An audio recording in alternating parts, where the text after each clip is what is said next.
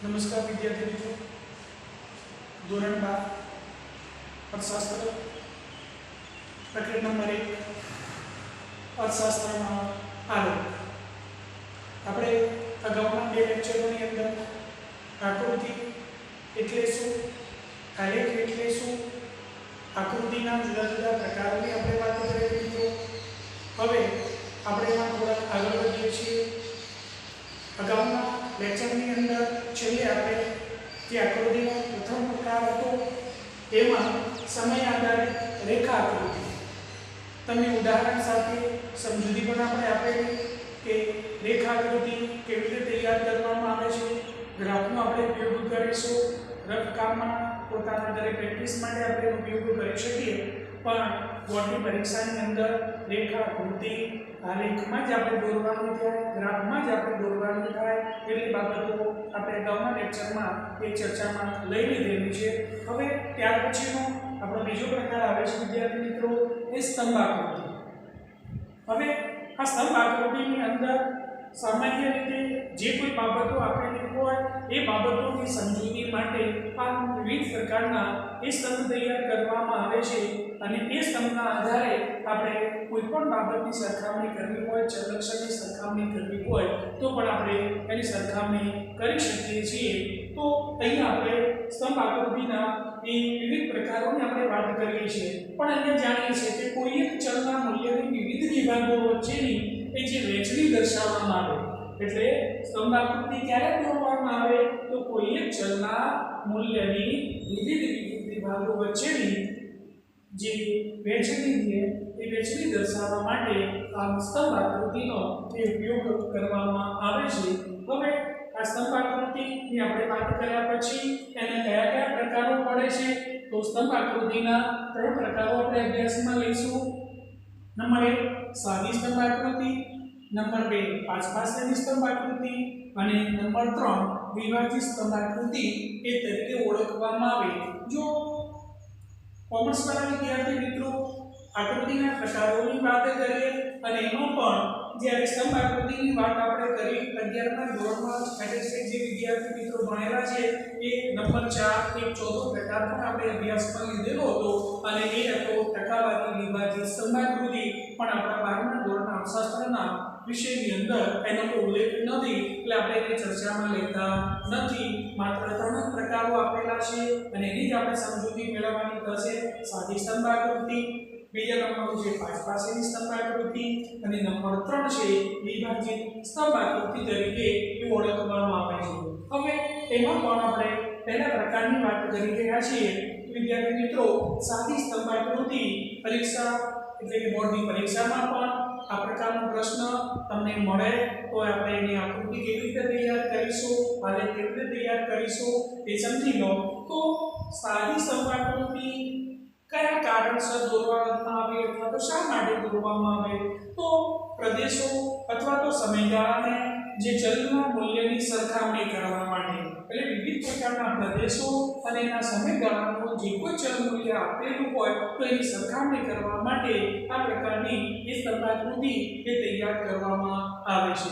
હવે મોટાભાગે આપણે સ્તંભ આકૃતિ દોરતા પહેલા કેટલીક બાબતો આપણે ધ્યાનમાં રાખીશું। કઈ કઈ બાબતો ધ્યાનમાં રાખીશું, તો એમાં પહેલી બાબત એ કે સમય આધારે સમય, સ્થળ અને વસ્તુ એની સાથે સંકળાયેલી માહિતી મોટાભાગે આડી ધરી x અક્ષ પર દર્શાવીશું, અને સમય, વસ્તુ કે જે તે સમય સાથેની સરખામણી અને એની સાથે સંબંધિત જે ચલ કિંમત છે એની બાંયધરી પર દર્શાવવામાં આવશે। હવે આ બાબત ધ્યાનમાં રાખી અને આપણે આગળ વધવાનું થાય છે કે સ્તંભ આકૃતિ દોરતા પહેલા બીજી કઈ બાબતો ધ્યાનમાં રાખીશું। હવે એના માટે અત્યારના સમયમાં કમ્પ્યુટરનો પણ ઉપયોગ થાય છે। જનરલી આપણે ઊભા સ્તંભનો આપણે ઉપયોગ કરીએ છીએ, પણ જો કમ્પ્યુટરમાં આનો ઉપયોગ કરવામાં આવે તો આડી ધરીનો ઉપયોગ કરીને પણ એ સ્તંભ આકૃતિ આપણે તૈયાર કરી શકીએ છીએ। પણ આપણી બુકની અંદર અને આપણા અભ્યાસની અંદર અત્યારે આપણે જોઈએ કે ઊભા સ્તંભનો જ આપણે ઉપયોગ કરીશું અને એને ધ્યાનમાં રાખીશું। મોટાભાગે આમાં એક જ ચલ લક્ષણ અથવા તો ગુણધર્મને ધ્યાનમાં રાખવામાં આવે છે, એટલા માત્ર એક જ ચલક્ષણ અથવા તો ગુણધર્મને અહીંયા ધ્યાનમાં લઈ અને જો આકૃતિ દોરવામાં આવે છે માટે એ સ્તંભ આકૃતિનો આપણે ઉપયોગ કરીશું તો એની સાથે સમય આધારિત જે તે માહિતી ધ્યાનમાં રાખજો વિદ્યાર્થી મિત્રો સમય સાથેની જે કોઈ માહિતી આપેલી હોય અને એ જ ક્રમમાં એની સ્તંભ આકૃતિમાં આપણે લેવાની થાય છે એનો ક્રમ બદલવાનો નથી। मान लो कि वर्ष 2015 तो 2016 2017 2018 19 અને 20 એ ક્રમમાં જ જવાનું છે।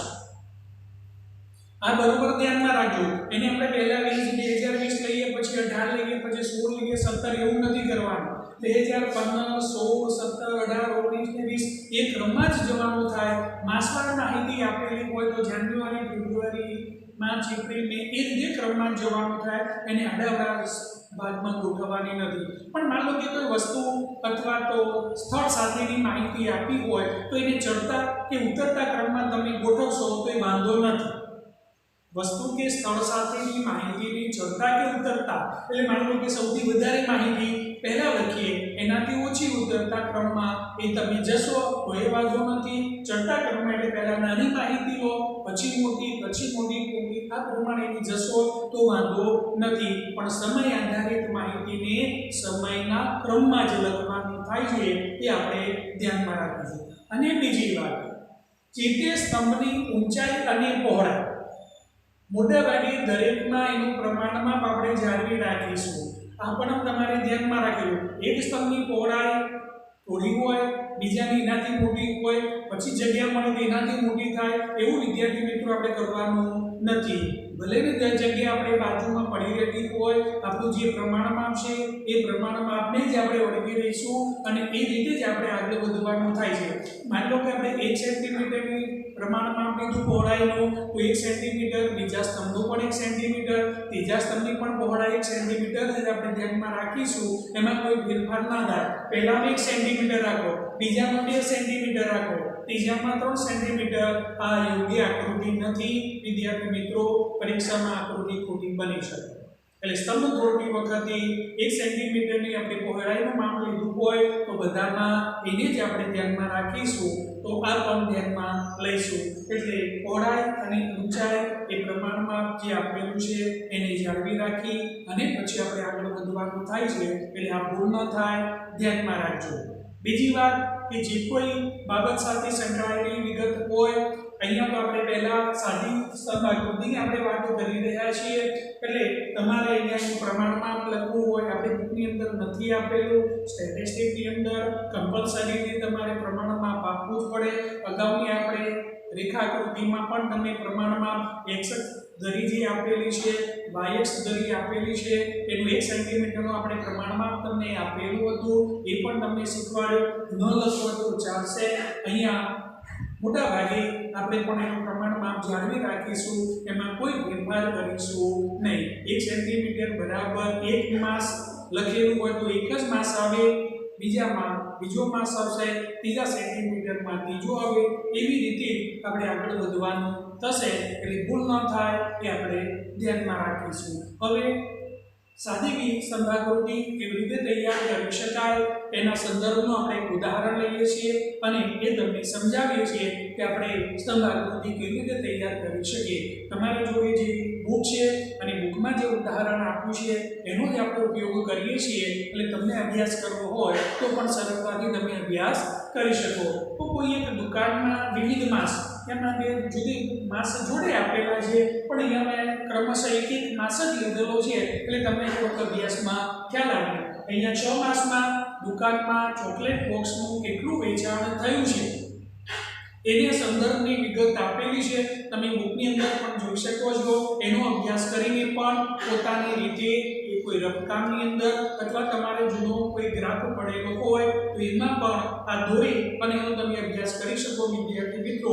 અને શક્ય હોય તમારા જોડે બજારમાં પણ આવા જૂના એ ગ્રાફ તમને અવેલેબલ મળી શકે એટલે એનો પણ તમે ઉપયોગ કરી અને આપશો કોઈ વાંધો નથી। તો કોઈ એક દુકાનમાં 6 માસ દરમિયાન ચોકલેટ બોક્સનું વેચાણના સંદર્ભની વિગત આપેલી છે।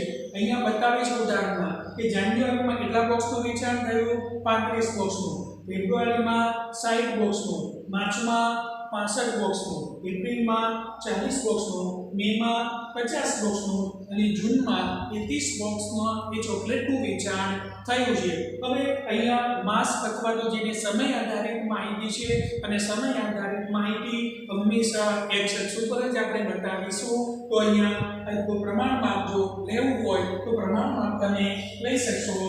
x અક્ષ 1 સેન્ટીમીટર બરાબર 1 માસ આપણે લખીશું. y અક્ષ હવે અહીંયા તમે જોઈ શકો છો કે વધુમાં વધુ વેચાણ કેટલું બતાવે છે? 65 બોક્સ બતાવે છે. હવે એનો મતલબ એવો થાય છે કે કોઈ કે મારે 1 સેન્ટીમીટર બરાબર 5 બોક્સ એવું લેવું હોય તો પણ લઈ શકશે. એ આકૃતિ થોડી મોટી થશે.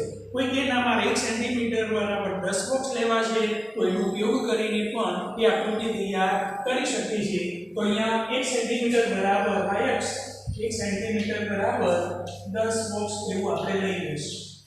જગ્યાના અભાવને કારણે તમારે જોડે ગ્રાફ હોય એનો ઉપયોગ કરી અને મોટા પ્રમાણમાં માપમાં પણ તમે લઈ શકો. અહીંયા આપણને જે માપ આપેલા છે 1 સેન્ટીમીટર ગ્રાફની અંદર પરફેક્ટ માપ મળવાનું છે. અહીંયા માત્ર તમને સમજૂતી માટે જ આપણે એનો ઉપયોગ કરીએ છીએ. એટલે 1 સેન્ટીમીટર અંદાજિત જ જવું છું. એટલે અહીંયા તમે ધ્યાનમાં રાખજો 1 સેન્ટીમીટર, અહીંયા પણ 1 સેન્ટીમીટર, આવી રીતે એ છેલ્લા 6 એ 8 માસનો આપશે.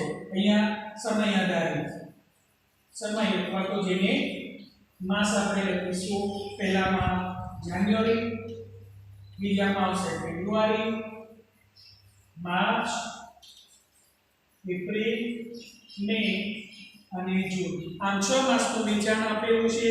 તો આપણે 1 સેન્ટીમીટરનું પ્રમાણમાં લીધું છે. એટલે જાન્યુઆરી, ફેબ્રુઆરી, માર્ચ, એપ્રિલ, મે અને જૂન.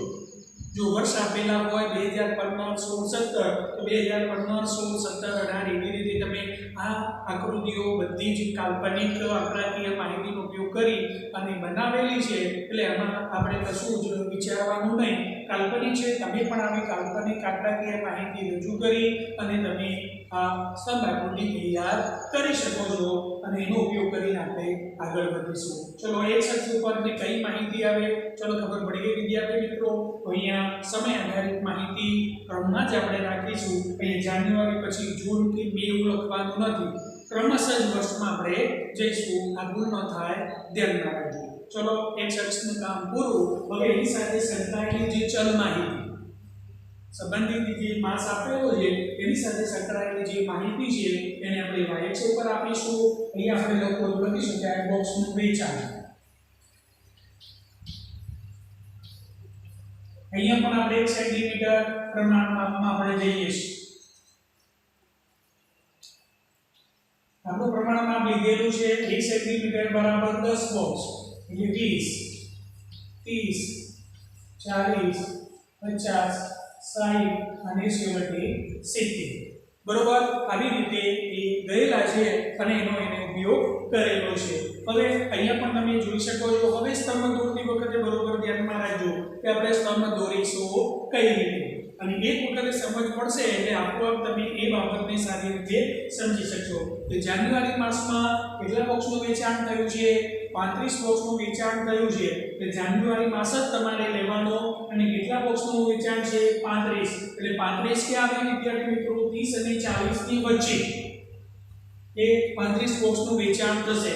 હવે અહીંયા તમે અલગથી કોઈ પ્રકારનો શેડ અથવા તો રંગની અંદર આવું એક બોક્સનું જે વેચાણ થયું છે એને તમે દર્શાવી શકો.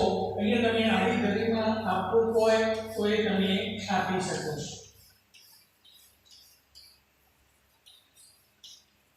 બોક્સનું વેચાણ એટલે આપણે એની બિલકુલ કોરી નહીં કોઈ શેડ અથવા તો રંગનો ઉપયોગ કરી અને આપણે આ પ્રકારની આકૃતિ એ તૈયાર કરી શકીશું. જાન્યુઆરી માસમાં હવે કેવી રીતે એનું માપ લેવામાં આવે છે બરોબર ધ્યાન રાખો. તો 35 બોક્સનું વેચાણ થયું છે તો જાન્યુઆરી માસમાં લેવાનું. હવે એને બંને સેન્ટીમીટર એ જે સેન્ટીમીટર છે એને બંને ભાગમાં એ આપણે ધ્યાનમાં રાખી અને સ્તંભ દોરીશું અને એની ઊંચાઈ આવી રીતે આપણે આવશે.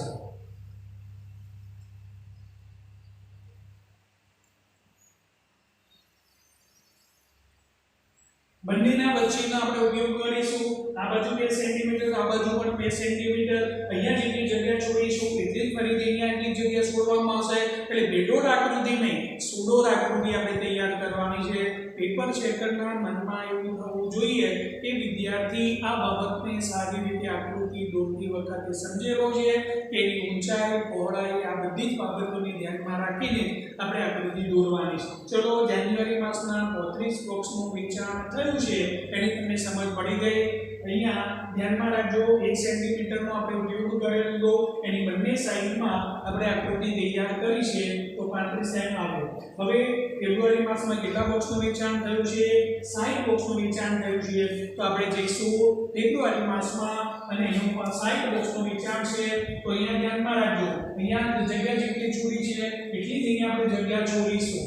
60 બોક્સ એટલે 60 સેન્ટીમીટર, જે 6 સેન્ટીમીટરની ઊંચાઈ સાથેનો છે એ પણ આપણે એ રીતે જ આગળ વધીશું.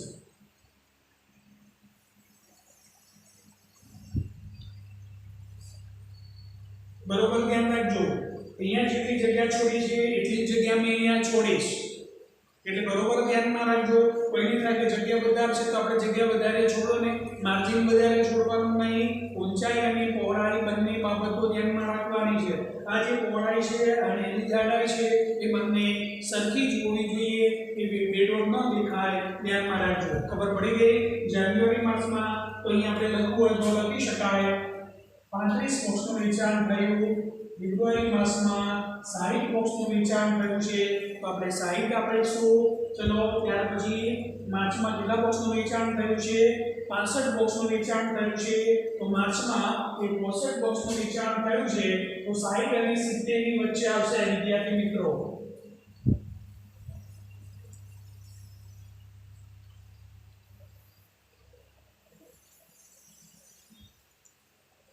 આવી રીતે 65 બોક્સનું વેચાણ આપણે આપી દઈશું. અહીં આપણે જગ્યાનો અભાવને કારણે જે તે માહિતી આપણે દૂર કરવી હોય તો કરી શકીશું.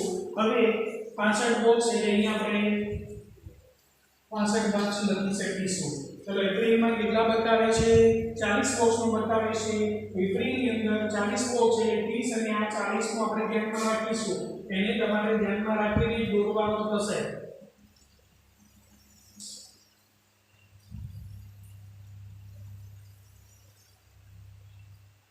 પછી મેમાં 50 બોક્સનું વેચાણ થયું છે તો 40 ના ઉપર આવે છે 50 એટલે અહીંયા આપણે 50 બોક્સનું આપીશું.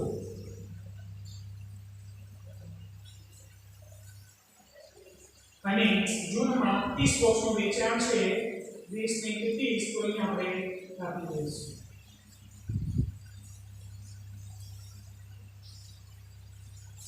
હવે આપણે બોક્સનું જે વેચાણ હતું એના માટે આ પ્રકારનો શેડનો ઉપયોગ કરેલો છે. આ પ્રકારનો શેડ તમારે બનાવી દેવાનો.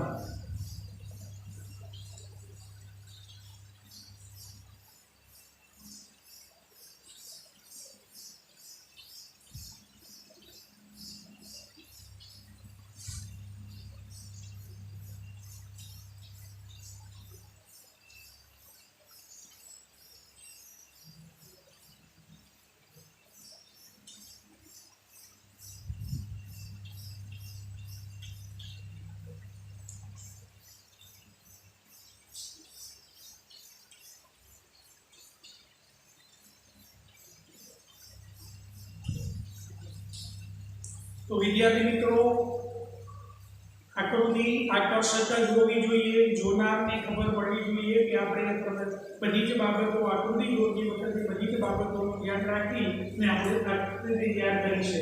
અહીંયા દરેકની વચ્ચેની જગ્યા અને જે તે સ્તંભની પહોળાઈ એ પણ આપણે ધ્યાનમાં રાખવી છે. એટલે આપણે આકૃતિ ખૂબ જ સરસ રીતે એ આપણને જોવા મળે છે. તો આ પ્રકારની પહેલા આકૃતિના જે સ્તંભ આકૃતિમાં જે પ્રકાર આપેલો છે એમાં સાદી સ્તંભ આકૃતિ કેવી રીતે દોરી શકાય આ આપણે અભ્યાસમાં લીધું. એટલે બરોબર તમે ધ્યાનમાં રાખી અને અહીંયા સ્તંભ આકૃતિ એ તમે તૈયાર કરી શકો. આપણું જે ઉદાહરણ છે એ જ ઉદાહરણ આપણે ગ્રુપનું લીધેલું છે, સ્વાધ્યાયમાં કોઈ આપેલો નથી. આ નોટ બોર્ડની પરીક્ષામાં ઉપયોગ થશે. એટલે એક વખતે ખબર ન પડે તો બીજી વખત દોરીશું, બીજી વખત ન ખબર પડે તો ત્રીજી વખત દોરીશું અને આ લેક્ચરનો તમે અભ્યાસ કરીને પણ એ સમજી અને આકૃતિ તૈયાર કરશો તો એ સારી આકૃતિ તૈયાર થશે અને બોર્ડની પરીક્ષામાં એ 5 ગુણનો જે દાખલો પૂછાય છે આકૃતિ અને આલેખ દોરવાનો એને સરસ રીતે તમે ન્યાય આપી શકશો અને પૂરા માર્ક્સ તમે મેળવી શકો. તો એની સાથે તમારે નીચે સમજૂતી આપવાની થશે અને એ સમજૂતી આપણે આપી શકીએ કે જાન્યુઆરીથી જૂન સુધીના 6 માસ ગાળા દરમિયાન કોઈ દુકાનની અંદર આ પ્રકારના ચોકલેટ બોક્સનું જે વેચાણ થયું છે એ દર્શાવતી સ્તંભ આકૃતિ એ આપણને જોવા મળે છે.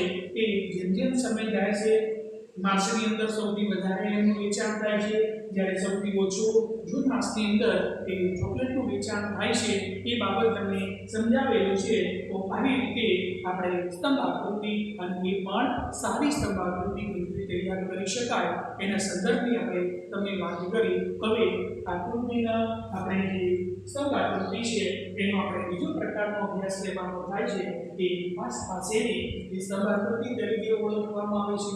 હવે કેટલીક બાબતોમાં એવું જોવા મળે કે પાસેની સ્તંભ આકૃતિ ક્યારે દોરવામાં આવે તો કોઈ પણ સમયે વસ્તુ કે સ્થળ સાથે સંકળાયેલી માહિતીમાં જે તે ચલની કિંમત 1 કરતાં વધારે હોય અથવા અગાઉ આપણે કીધું એ સાદી સ્તંભ આકૃતિ ક્યારે દોરવામાં આવે કે જ્યારે એક જ ચલ લક્ષણ અથવા તો ગુણધર્મને ધ્યાનમાં રાખીને દોરવામાં આવે.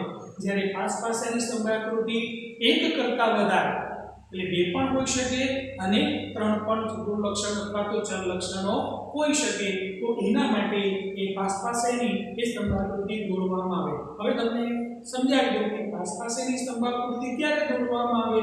તો માની લો કે કોઈ પણ વર્ગની અંદર છોકરા અને છોકરીઓ હોય તો એની જે સંખ્યા આપેલી હોય, જો વર્ગશાળાના વર્ગમાં અથવા તો બીજા વર્ગોની સંખ્યા આપેલી હોય, આથી શાળાકીય માહિતીને તમારે બતાવવાની થાય વર્ગ વાઇઝ. ધોરણ 9 માં 10, 11 અને 12 છોકરા અને છોકરીઓનું પ્રમાણ. તો એની પાસેની સ્તંભ આકૃતિ દ્વારા આખા જે શાળાનો જે સ્તંભ આકૃતિ આપણે પાસેની બતાવી અને આપી શકીએ. કોઈ પણ કંપનીમાં ઉત્પાદન અને વેચાણ અને નફો, સાક્ષરતા અને નિરક્ષરતા આ બધી જ બાબતો સાથેની બાબત હોય તો એ તેને દર્શાવવા માટે એ પાસેની સ્તંભ આકૃતિનો આપણે ઉપયોગ કરવામાં આવે છે. એટલે અહીં આપણે પણ આપી શકીએ કે એક કરતાં વધુ. અહીંયા આપણે સમજૂતી આપી છે બુકમાં કે 1 કરતાં વધારે ચલ લક્ષણો આપેલા હોય અથવા તો વર્ગોનો એ મૂલ્ય દર્શાવવા માટે આ પાસેની જે સ્તંભ આકૃતિનો એ ઉપયોગ કરવામાં આવે છે. તો પાસેની સ્તંભ આકૃતિ